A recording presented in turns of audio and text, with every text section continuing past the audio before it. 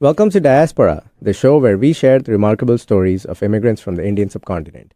I'm your host, Aditya Mehta.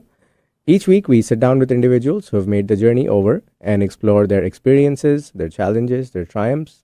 We delve into their unique perspectives on adapting to a new culture while staying connected to their roots. Today, we are joined by Priyanka Desai, an award winning broadcast journalist turned TV producer.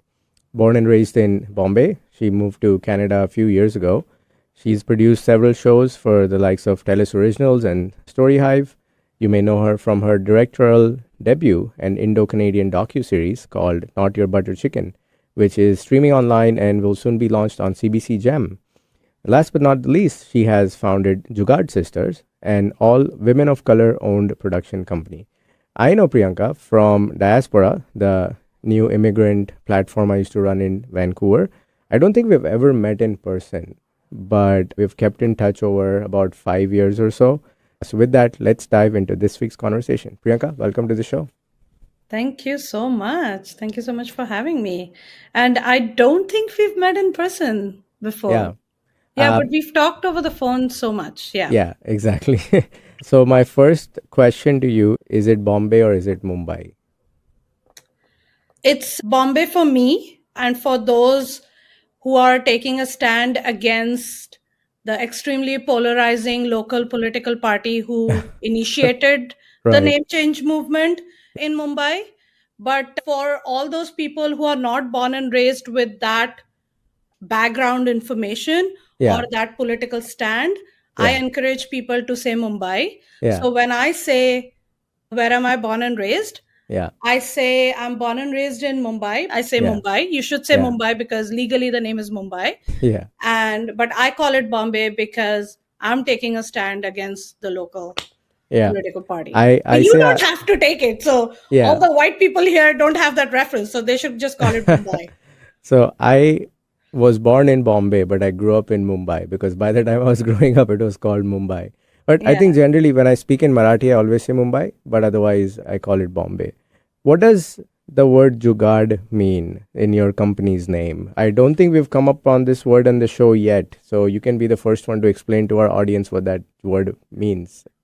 Well, Jugaad is a word derived from Hindi language. Hindi, Marathi, I think it's just general Indian Yeah. language word. It means an unconventional way of getting something done.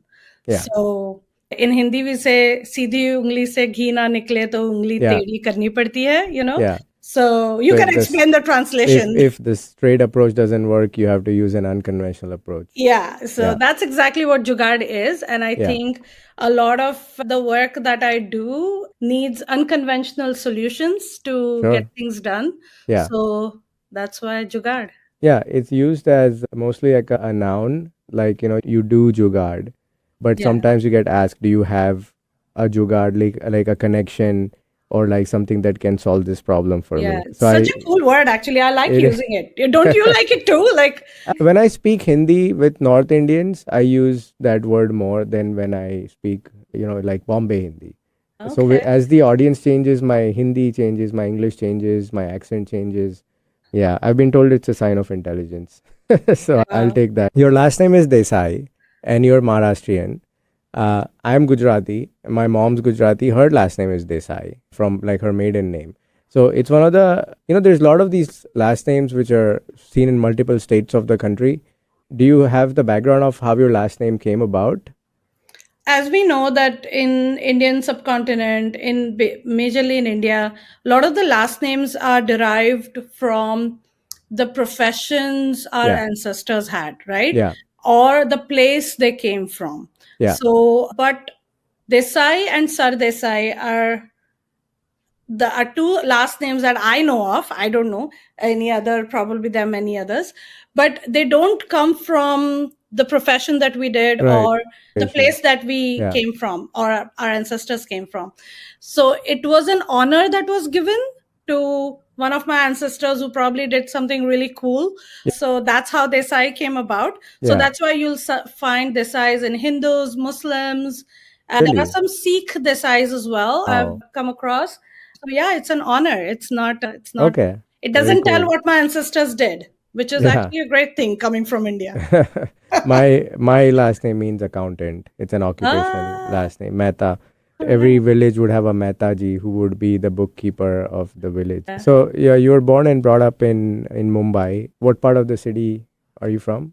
Dadar Shivaji Park as Oh, Marathi. as Marathi. Yes. Yeah. Yeah, Yeah, absolutely. yeah. Well, for our listeners, you've heard me mention Sachin Tendulkar before, the greatest cricket player ever. He trained in Shivaji Park in Dadar, which is almost like a mecca of cricket. A lot of great players have come from there. And Dadar is a predominantly Maharashtrian, like Marathi speaking neighborhood in Bombay, quite densely populated, crowded, and it's also where the two train lines meet. So it's a very busy train station. How were your days growing up in Mumbai? How was your early years in your career? Let's talk about that. Dadar Shivaji Park is like a very, I would say it's a cultural heartland of Mumbai in a way.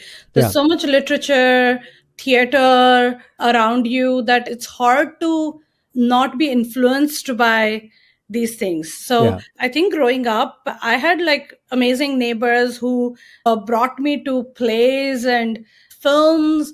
And yeah, I think it was a really rich childhood growing up because I was just so surrounded by so many people who were not just my family, but outside of family, yeah, who were in a way trying to parent me in different ways. So, yeah, my growing up in Dadar was like that. There was a lot of athletics around, though I'm not an athletic kid at yeah. all. Like my elder sister, I always tell the story that my elder sister was a state level gymnast, and Mm-hmm. she was so proud to bring me along to this really famous open air gymnasium in Shivaji Park, which, by the way, also trained Salman Khan around the same time when he was doing his first film, Maine Pyar Kiya. Yeah, So we used to see him bike from Bandra to Dadar Shivaji Park just yeah, to train at this gymnasium. yeah. So I went to the same gymnasium, but I failed twice. So I was not a Right. athletic kid at all. But For yes, our listeners, Salman Khan is a popular Bollywood actor, very famous, big fan following. yeah, Okay, what did notorious you? yet famous actor. Yes. Yeah, what was your first job in Bombay once you finished your studies? What was my first job? Yeah, my first actual job was while I was still in college. So Mm-hmm. I had gotten a phone call from my teachers. I was studying journalism at the time, and her ex-husband, who is still this really amazing big documentary filmmaker, he was filming in Sangli, which is like a really small town, an overnight train away from Mumbai, and he needed help with speaking Marathi locally because it's a Sure. predominantly Marathi speaking town in Yeah, Maharashtra. And she called me and she said, "Do you want to go?" And yeah. I said, I didn't even know where Sangli was at the time. And I said, Right. I'll go. Yeah. And I hung up and I told my mom that I'm going tonight to Sangli. And this is like a really simple middle class household in Mumbai. We lived in an apartment with our grandparents. So we're really like a close knit family, but also being the youngest child, I was like kind of a rebel. So Yeah. I said, I'm going. Yeah. And I left that night to assist this filmmaker who had never met. And it's Right. so stupid. I wouldn't recommend anyone to do that Right. anymore. But it was one of my most amazing jobs because that opened so many doors for me Yeah. personally and opened mine to this beautiful field of filmmaking. So Yeah. that was kind of my first job. But my technical first job was just after I passed out college. I was a reporter with Hindustan Times, which is Right. a national Yep. newspaper in India. And they Yep. were just opening up their Mumbai edition. And I was Yeah. one of the teams that launched the paper in Mumbai. Wow. Yeah, I distinctly remember when that paper launched in Mumbai because I hadn't even heard of the newspaper until I went to Delhi to be interviewed by someone from the Bhartiya family when I was applying to Dartmouth for my undergrad. So Uh-huh. they're a Dartmouth alum and he interviewed me. So I had gone to Delhi for a day and that's how I even knew that such a newspaper exists. But that's Yeah. pretty cool being part of the launch of a big newspaper. How many years did you work before deciding to move to Canada? I think I worked. Wow, that's a great question. Probably here, I think 18 years or 17 years I Oh, worked wow. because I was working since I was in college. So Yeah. I Yeah. have like a long, not that I'm too young anymore, but I'm just saying Yeah. that I've been working for a long time. And what brought about the move? I don't have a dramatic story to tell for this Sure. move. Honestly, it's such a boring story. I just wanted to see if I survive in another country Yeah. that's not the country I was born and raised in. So I Yeah. wanted to see how I survive. Yeah. Sounds I like I mean, did. no, yeah, you definitely did. And that's a pretty good reason to move. I moved for quality of life. So it's a unconventional reason in particular. Were those days when the crazy immigration rush had already started? Because I applied in 2017. My PR was very quick. Yeah, I did apply in 2017 as well. I think we both immigrated at the same time. And Yeah. honestly, I wasn't so keen about immigration because I had a great life in Mumbai. I mean, as great Yeah. as it can be for a middle class person. But I was in media, I was doing a TV job. I had my own business, like it was like a event space. So yeah, I was doing pretty good. One thing I would tell that yeah, my immigration process was really fast. Or probably it felt fast because I wasn't paying too much attention to it. Sure. So I kind of applied and I said, let's see where this goes. Yeah. We'll figure this out. I was also married at the time. So we Yeah. applied as a couple with me as the primary applicant. And yeah, we just wanted to see where it goes. Also, Yeah. I was very sure that I don't want to raise my kids in India because at that time the political environment was changed so much. I had Yeah. quit news television because of the current government who had come on at the time. Those were the early days, and there was no way you could do true journalism. And that's why I was kind of tired and I wanted Sure. to just move. So Sure. Now that makes sense. So, did you always know you were going to be on the West Coast, or did you consider, or was it even an intentional decision? it was intentional for two reasons. A, because I wanted to be in the warmest city in Canada, Yeah. because you know it. We Yeah. both come Same. from, Bombay That was is the exact super hot. reason. Yeah. I Yeah. moved for the exact same reason. I chose Yeah, Vancouver. yeah. Yeah. And there were two things. I looked it up. Are there snakes in Canada? And are there mosquitoes in Canada? Yeah. This is like super random, but I did look that up. But I also wanted to be on the West Coast because my sister lives in California. So I thought maybe Okay. I'll have someone in the same time zone. Same time zone. Yeah. So Another very interesting reason I've heard for moving to Vancouver, one of my previous guests, he said he chose between Vancouver and London, England, because it rains a lot in London. So I was like, you clearly didn't check the weather before you moved. Okay, so you decided to move to Vancouver directly, because I would presume that, is there a film industry, like large one in Toronto at all? Or is it very yeah, down I coast? mean, Okay. I would say Toronto is a far bigger film and television industry than Vancouver for sure, Yeah. because Vancouver does a lot of gets a lot of service work. So Yeah. we service a lot of Hollywood projects here.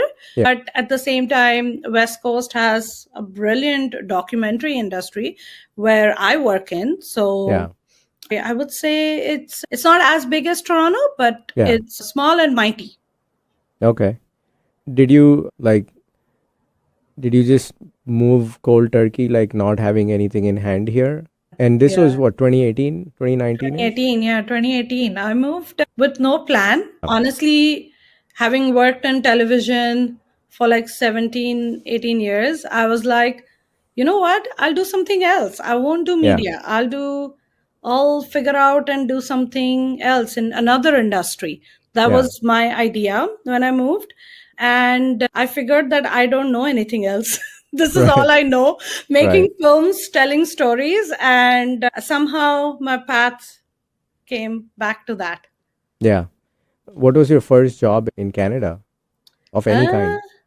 my first job in Canada was Tim Hortons, Okay. actually. Okay. Yeah, I applied to Tim Hortons because I wanted to see how people talk and I Yeah. wanted to see how Yeah. do people order coffee. I know a lot of the people, wait and kind of wait for 2 3 months, keep applying Yeah. for the jobs and see how it is. but I Yeah. wanted to jump right into it because that's kind of my personality. And I said, okay, what's the first job that I can get? So I got Tim Yeah. Hortons. I said, I want, when I was interviewing for that, and it was super odd. And because my friends were like, oh, you don't have to do the job. You know how Indians think? And I said, no, I want to do it because I want to learn how people talk and I want to see, I want to observe people. Yeah. And I told the person who was interviewing, I said, whatever you do, put me in front of client, interaction. Yeah. So I want to be at the tell, which Yeah. I sucked at tell. I was really bad at it. Yeah. Don't give me money at all. And I don't like, there was this one guy who said, give me a loony. And I didn't know what a loony was. Sure. All had that incident. So those crazy moments. But at the same time, I learned a lot of how people dress, how people talk. What do people do?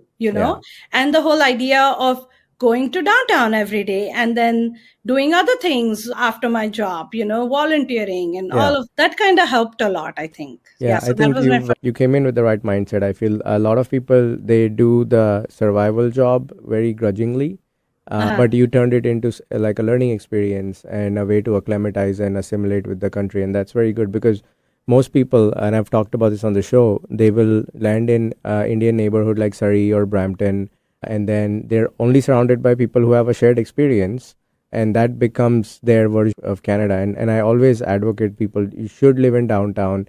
If it's too expensive, find a way how you will afford it, but it really changes your entire Canada experience when you move it for any country. But with the US, most people come here to study first, and they're in that ecosystem from day one, which is welcoming.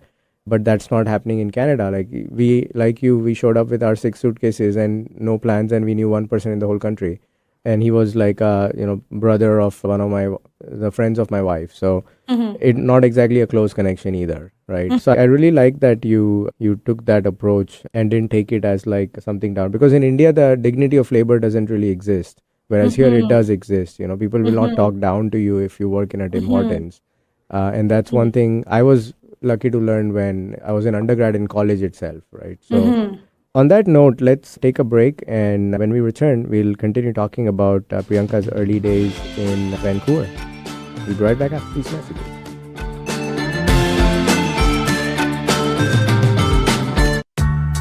When you're high, you feel different. You think different, you talk different, you draw different, you listen to music different, but you probably knew that. Problem is, you also drive different, and not in a good way. That's why driving high is illegal everywhere. So if you're high, just don't drive. Make a plan to get a sober ride. Because if you feel different, you drive different. Brought to you by NHTSA and the Ad Council. Are you ready to discover remarkable stories of resilience and cultural connection? This is Diaspora, a show sharing the journeys of first-generation immigrants from the Indian subcontinent now building their lives in North America. Inspiring, insightful, and always engaging, Diaspora offers a unique perspective on the immigrant experience. Join me, Aditya Mehta, my guests, on the Diaspora Show every Wednesday at 2 p.m. right here on KKNW. Find out the latest about your favorite shows on Alternative Talk 1150. Check out 1150kknw.com.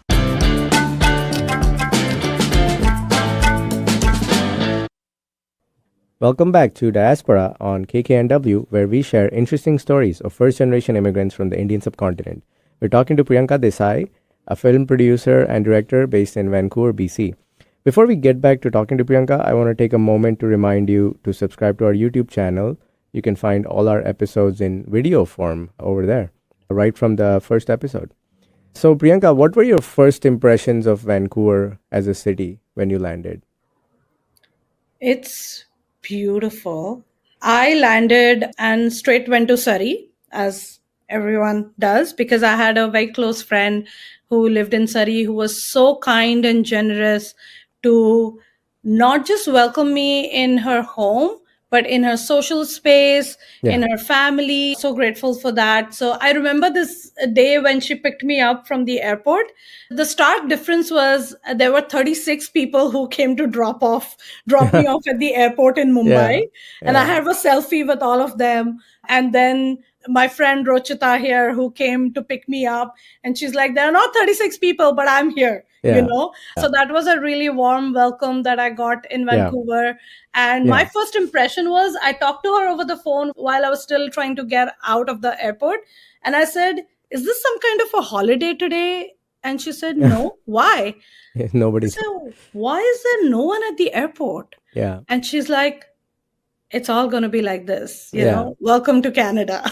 Yeah. And I'm like, okay, cool. So I got out and it was a beautiful sunny day. We took a picture of my feet because she asked me to take a picture of my feet as I've landed here in as Canada. set first foot in. First foot in Canada. Yeah. It's so hilarious now that I think of it, but I'm glad that she made me do it. It's one of those silly things that you do, but you kind of it becomes a sweet memory. So that's what it is. What was your first picture in So I had been to Vancouver once in 2006. So I had some vague memories of, spending a night there. I don't even know where we stayed, and we took the cruise up to Alaska, but my wife had never been to Canada at all. And because I had lived in the US for 4 years in my undergrad before going back to India, then coming to Canada, I was kind of familiar with this part of the world and how things are, like driving on the right side of the road, or just the way people speak, the small talk. So it wasn't much of a shock, but we stayed in Richmond in a hotel for 2 or 3 days because I was very confident we'll find a place to stay right away, which we did. The next day we went to this mall called Aberdeen Mall in Richmond. And everything was in Chinese, like Mandarin or Cantonese. And my wife's like, I thought we were coming to Canada. And because the food court had like 9 Chinese restaurants and 1 Japanese restaurant.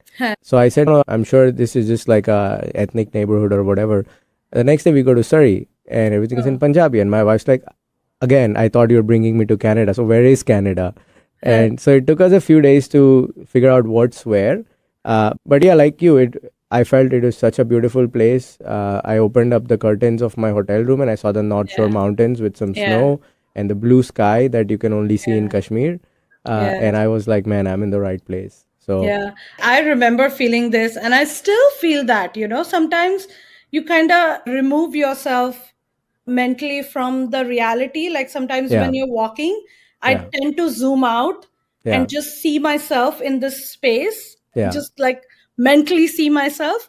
And then I say to myself that probably I did something good, if there is such a thing like karma. I did something good that I'm able to live and experience BC or these. My wife found the pace of life very slow. She likes the Bombay pace. I was a bit tired of the Bombay pace. I used to commute 3 hours a day, traffic. I was exposed to the worst that Bombay has to offer and the noise and the chaos. So I was very happy to be here, but my wife definitely missed the 30 people dropping you off and the big family, because for us, with our combined 8 grandparents, all 8 sets of the family are in Bombay.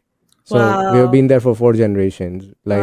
You throw a stone, you'll find someone that is part of our family. Yeah, like literally. So that was our first impression. Yeah. And you said you worked at Tim Hortons. What was your first job in the media space, and how did you manage to get that job? I used to go, there was this, I don't know if it still exists, but there was this networking event, film networking event, where you got to pay $10 as an entry fee.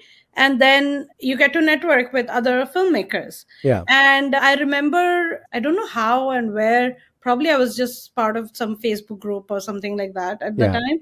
And I got to know about this event that's happening. And I went there and I said, and over there, people who are offering jobs can go up on stage and say, hey, I'm looking for this particular crew, So they could just say it on the stage.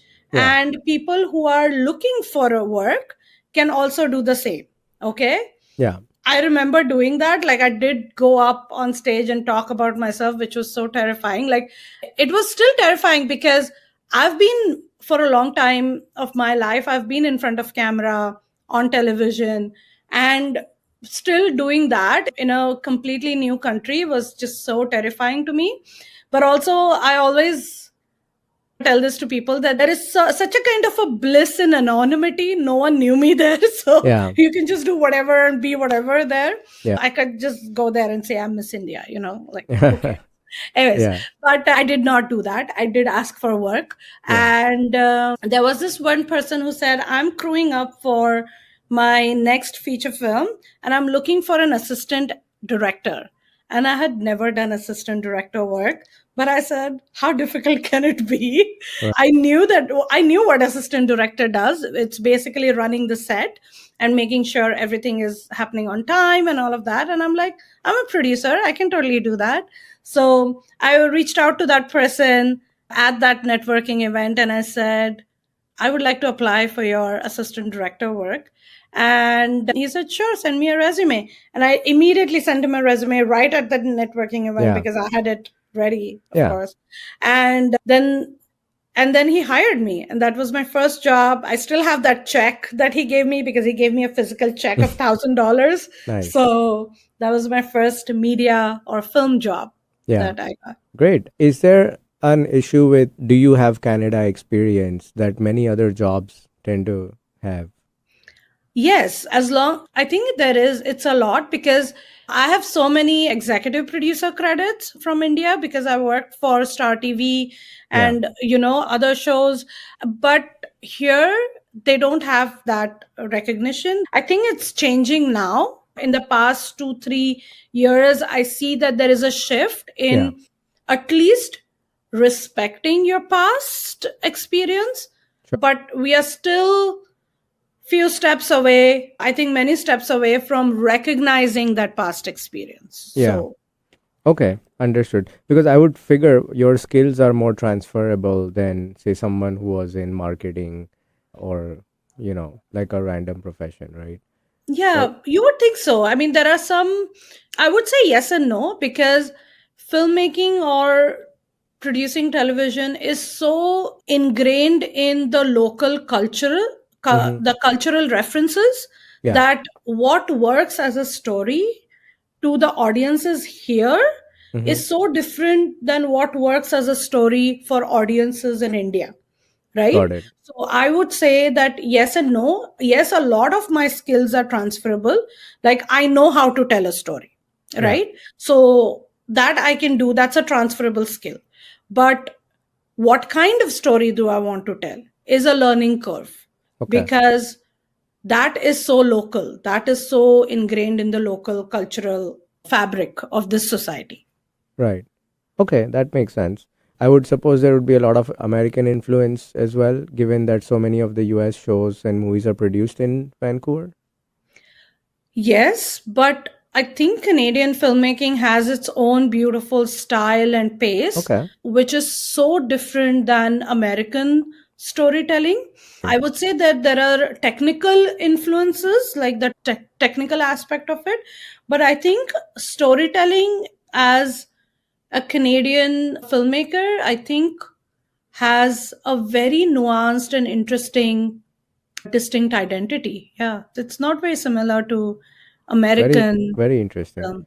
I would not have even caught that in observation if I compared content.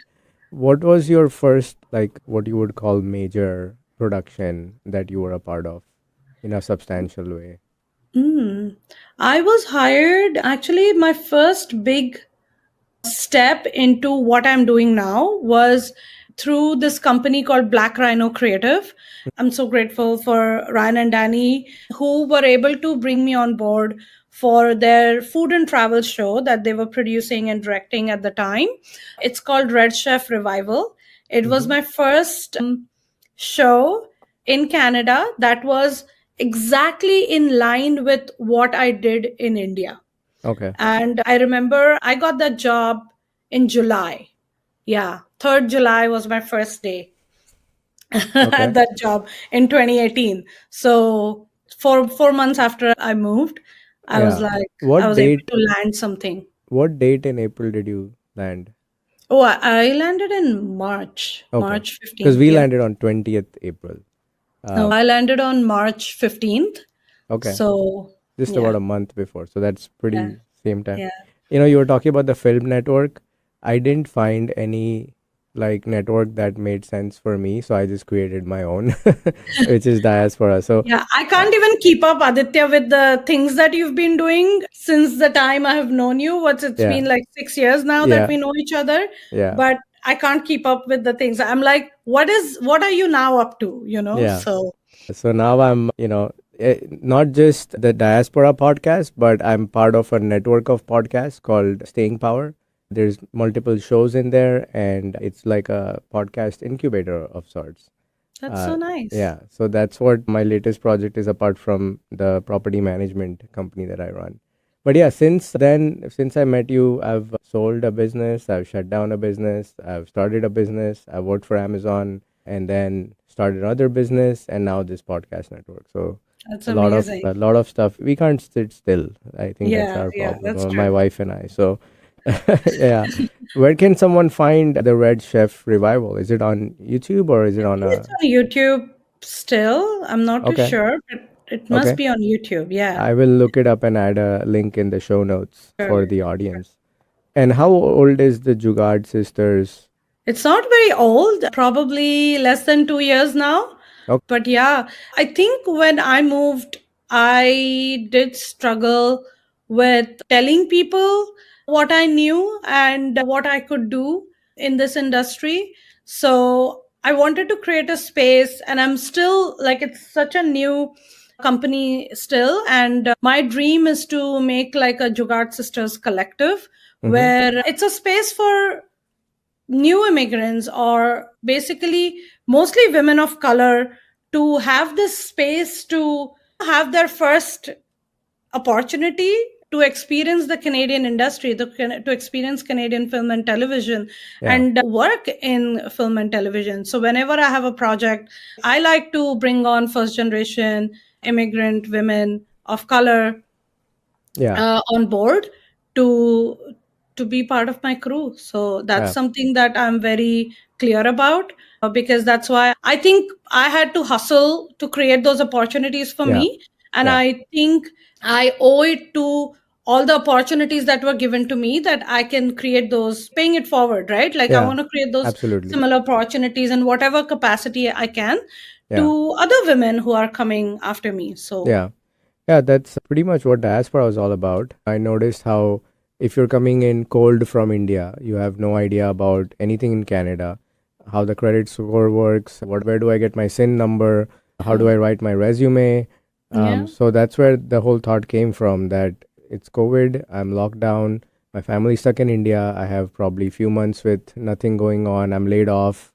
So why not turn that into an opportunity? And that's how Diaspora came about originally. How did you come across Diaspora? How did I come across Diaspora? I do not have any memory of that, but I don't know. I think I used to run this. I used Community to run tree? this little. Yeah, it was like an immigrant group as well. It was called Community Tree. It wasn't founded by me, Yeah. but I became like a big part of it over Yeah. the period, over pandemic, and probably it's through that I came across Diaspora. Okay. Yeah, Yeah. I had attended some of the meetings for the community tree. Oh, you did? And Okay. yeah, one of the web calls, and they were talking about doing like an event coming up soon, and I was like, I do 2 events every week, guys. Like, let's buck up a little bit because I ended up doing more than 150 meetups for Diaspora Wow. by the time I Wow. moved to Seattle. Yeah. I don't think you came for any of the events though. Like, otherwise I would have met you because I was at every single I one of don't them. think so. No, Yeah. no. Yeah. Apart from your friend who picked you up at the airport, where did you find your other close friends that you have in Canada today? Like, what were the avenues where you came across those people? A lot of my friends I'm very good with networking, and I'm very good with, I really like to make deep, meaningful connections, because otherwise I don't want to keep in touch. Yeah. So a lot of my friends are from my work, from the industry that I'm in. But my closest friend here, actually, I have like, so one of my closest friend here came through one of your WhatsApp groups. Okay. So yeah, so that's that. And my other super closest friend is through my film work here. So Who's the most friend from the WhatsApp group? I may know that Sunny, person. yeah, you may know him. Yes. Yeah. I Sunny Upadhyay. Yeah, I think the name sounds familiar. In those early days, I would make it a point to talk to 10 members every single day from the group. So when somebody gets added on, just reach out and say, hi, I'm admin. This is the greater mission, and I'd love to see you at one of the meetups. So, Yeah. oh, that's great. I do feel it has really added value in people's lives and helped people out significantly. And hopefully, I'm collecting some positive karma on the way. I'm So, sure you are. Not hopefully. I'm sure you have already. yeah, thank you. So, I want to talk about not your butter chicken, but I think it's time to go into a break. So, when we return, that's what we're going to talk about, as well as advice that you may have for other new immigrants interested in the media space. So, we'll be right back after these messages.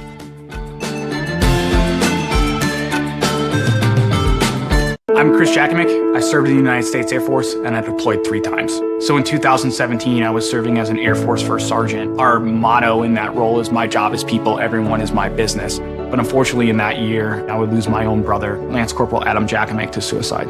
The majority of veteran suicides are from guns. I store my weapons securely, not only for myself, but for my family. Store all your guns securely. Help stop suicide. My service never stops. Brought to you by End Family Fire and the Ad Council. Hello, I'm Chris Erdman. Every Wednesday at 8 a.m. on KKNW, I sit down with inspiring entrepreneurs, creative minds, and game changers to uncover the real stories behind their business. On my show, Made of More, we explore the challenges that they've overcome, the breakthroughs that they've celebrated, and the mindset that drives them forward. If you're ready to unlock your full entrepreneurial potential, Made of More is the show for you, because here we know you are made of more. Every Wednesday at 8 a.m. on KKNW. Seattle, Tacoma, Antwerp? That's right. We're streamed worldwide on our app and on the web at 1150kknw.com.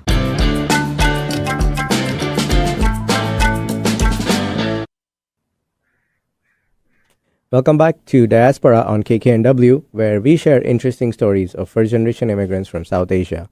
We're talking to Priyanka Desai, and as in Hindi we would say Jane Mane film director or producer, which translates Not loosely. so Jane Mane yet. Okay. Jane Mane is known and recognized film director and producer. So, but before we jump back into the conversation, if you like listening to our show and this episode, please consider following us on Instagram or leaving us a 5-star review wherever you listen to your podcast. Were there any lows during the journey from the time you landed to now where you questioned, like, what am I doing? Why am I even here? Especially like from the career. Lows. Okay. That's No, I'm good. just kidding. Of course, there were Yeah. lows. I mean, it's an ebb and flow, right? Yeah, there were lots of lows where I thought that, oh my God, what am I doing? But I never questioned, why am I here? I think I have questioned, what am I doing sometimes? But I never questioned the fact, why am I here? Yeah, I have had many lows. Also, like, I went through a lot of like personal lows because of my divorce, being away from the country. Big lows because my ex knew how to cook and I didn't. So Oh, I had to learn after yeah. being divorced. Like, I learned how to cook. So I don't know what else. Like, I feel like there were a lot of lows in terms of getting myself the work that I want to do, or the work that I deserve to do, Yeah. but not doing that yet because I'm new Yeah. here. So those were, I would say, as low points, Yeah. which are very frustrating, as so many immigrants can feel.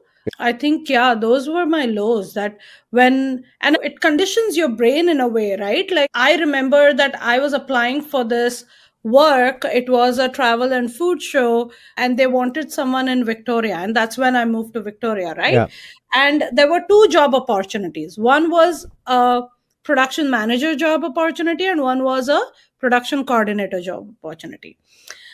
And because of my experience here till then in Canada, I thought, even though I qualify for more than a production manager, I applied for production coordinator work because I thought that they are not going to hire me anyways for production manager role.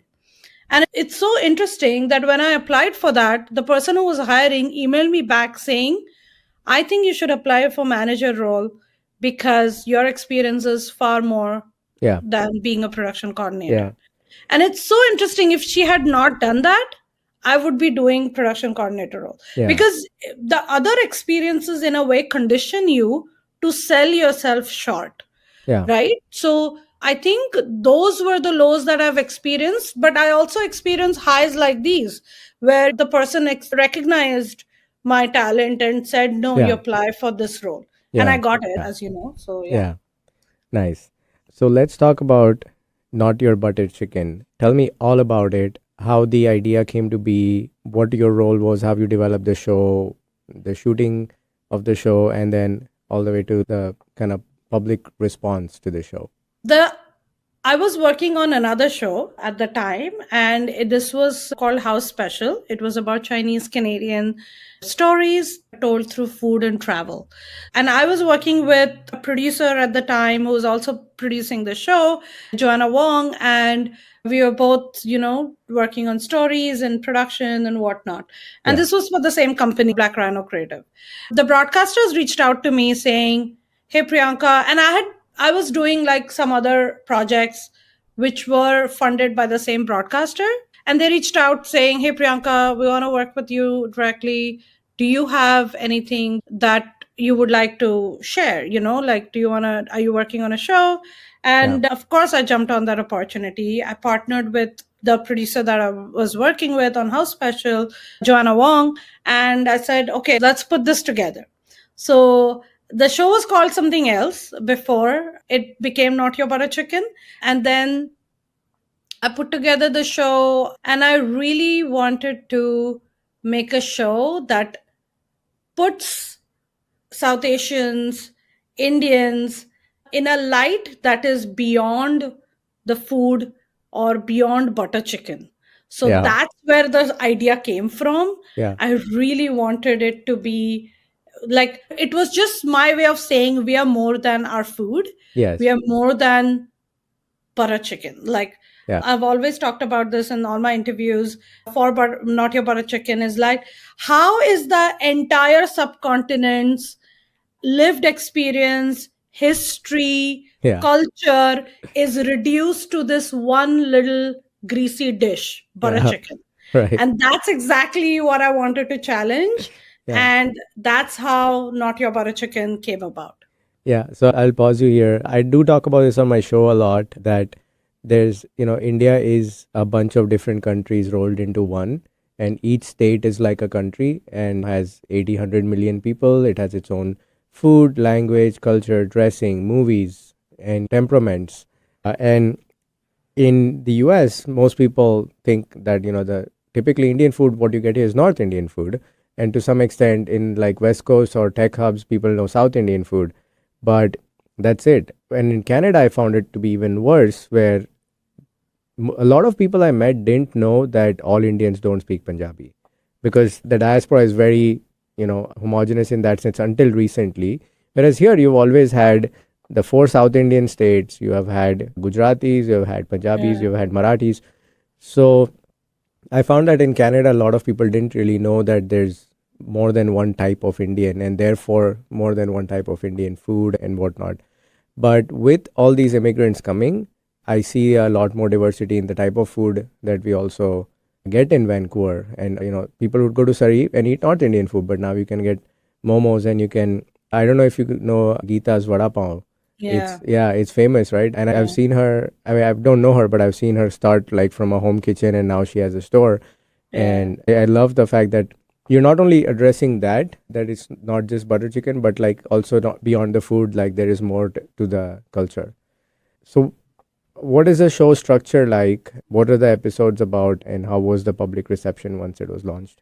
It's a travel show. So we travel to 4 different cities in Canada, mostly in Western Canada.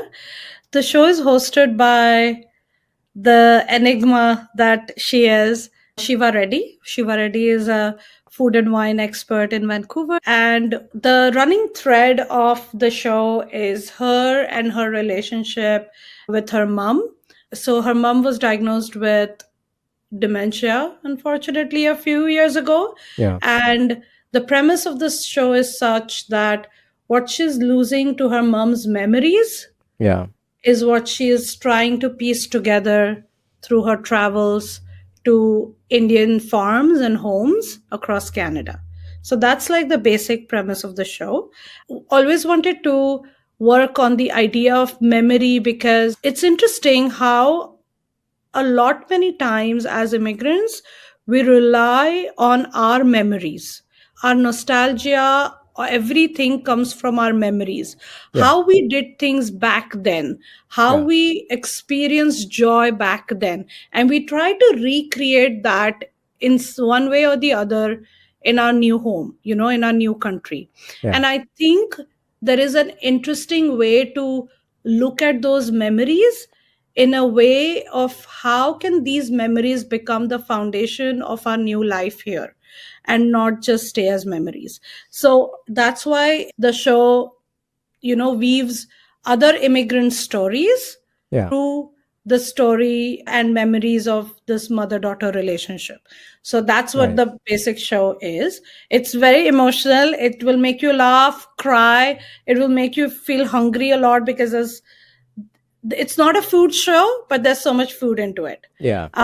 Because the show does talk about some of the things about our diaspora, about where we come from, or our people here that are generally not talked about. We talk about women and migration. We never see anyone talking about what happens to women who just follow their husbands here, trying to make their husband's dream come true. So we always talk about that guy who came with $50 in his pocket and made an empire here. But who was working in the back? The woman, right? So the show highlights these issues, some of the hard facts of our culture, of our community, but told through food. So when it was launched, how was the audience reaction? It's been going great. Actually, it recently has launched on CBC Gem, which is like a national broadcaster. And the response has been amazing. A lot of the times people have cried a lot because it makes them really emotional. And as a television person, I see that as a win for the show. Not that I'm gaining some sadistic pleasure from people crying, but I'm just saying that it is touching them somewhere and it's resonating with them. So I'm happy about that. So I'm getting so many long emails of people who are just saying that they feel seen. They feel like their stories are being reflected on the screen, which is very rare on Canadian television. So I'm happy that I am paving this path right now and building on so many other people who have paved this path before, right? So we're all doing this together and I'm happy about that. That's brilliant. That segues perfectly into my next question, that do you feel there is a shortage of Indian or South Asian diaspora focused content in mainstream Canadian media? Because I see now like more and more brands have South Asian specific ads. Like if you see TD Bank, they'll have Happy Diwali ad or whatever. But how I think Kim's Convenience brought the Korean diaspora to the forefront. Do you think there is scope and there's a need for something that brings the Indian diaspora? It's the fastest growing diaspora in Canada, if I'm not mistaken. I think I want to answer this question very carefully because as much as I say that, there are so many shows right now. There's Allegiance happening. There's Late Bloomer that has been doing really well. There is Bollywood show that is doing so well, which captures South Asian diaspora and our stories in the mainstream media. So it's happening, but it's not enough. I would say that there needs to be more of that. At the same time, I also want to go beyond the same kind of a narration. And I want to see what are the other stories that can come out in the mainstream media. Like I remember having this conversation when I was making my show. I wanted to know whether I should say South Asian people or should I say Indian people? Because I don't want to speak for Nepalese, Bangladeshis, Sri Lankans, Afghanis, Pakistanis. I don't want to speak Bhutanese people. I want to speak about my story. So I really see that there is this space for stories that are beyond the Indian diaspora, which definitely need a space in the mainstream media. Yeah. And I hope that one day we will have that. Yeah. So. Nice. My last question for you is, what advice do you have for new immigrants from any country who are interested in this media space? What's a good way to get a foot in the door when they're new in the country? Hustle hard. There's no Yeah. alternative for hustle, hard work. But also, I feel like a lot of the times I see this in new immigrants or the immigrants who I have seen, and I've seen a lot of immigrants and interacted with them, that they don't know or try to learn the local history. I think assimilation starts and ends at buying a membership with Costco. I think there needs to be more on our 100%. part that needs to be done in terms of, try and learn the history of Canada. If you're coming to Canada, if you're coming to USA, try and learn the history of USA. And then I think a lot of the people do not know what has been the injustice done to Indigenous people in Canada. Yeah. They're so oblivious because they Yeah. think that they don't know, they shouldn't care. Of Sure. course, you should care. And Yeah. I think that there is this sort of, escaping Yeah. what is around us Yeah. because you only are so focused about yourself and how you and your family can have the North American dream. And of Sure. course, this is all a privilege. I'm saying that being able to go beyond yourself and learn what is around you Yeah. is a privilege. And those who can afford to do that, I think they should do it because it just makes you a richer person in terms of Absolutely. having a political, social perspective towards the place that you live in. I mean, Absolutely. how can you just be oblivious? Because I think we come from a place where we are so tired of the politics around you. So there is this kind of, I would say that it's a forced amnesia. You don't want to remember it, right? Yeah. And I feel like we bring that here with us in our suitcases. So I feel like we need to open our suitcases and bring in more of those local experiences, interaction, listen, learn. And Absolutely. that will make you a better person, if not a better immigrant. I don't know. It could be as simple as going for a hockey game, but just trying everything that the country has to offer. Well, let's do a weekly segment real quick. Can we spin the wheel, please? So, very apt one. This one is called Maa Ka Khana, which means mother's food in Hindi. Do you have a favorite food that you absolutely must have? Whether, when you go home, whether it is at home or it is somewhere around you in your neighborhood. I don't know. I think people ask me this, where is the best Indian food? And I say it's in my kitchen. So, So I like cooking now. So maybe at home. Yeah. Yeah. Any particular dish that I like special? pohe. Oh, Pohe. Yeah. The Marathi style pohe. Yes, the Marathi style pohe. And I think I do a good job of that. Even my mom loves my pohe. So. Yeah. So for our listeners, that's puffed rice flakes with spices. I'm going to post the recipe in the show notes. Please. Yeah. Well, that brings us to the end of today's episode. Thank you for listening to Diaspora. We hope you enjoyed hearing Priyanka's fantastic story. Remember to check out our show notes for links and more information about the topics we discussed today. Diaspora is part of the Staying Power network of shows and podcasts, all of which are dedicated to inspiring listeners to build lives of meaning, connection, and value. You can find the Staying Power network of shows, including Diaspora, wherever you get your podcasts. You can also find us on YouTube. We'll be back next week with another interesting story from the South Asian diaspora. Until then, take care and stay curious. And Priyanka, thank you so much for joining us. Thank you so much for having me.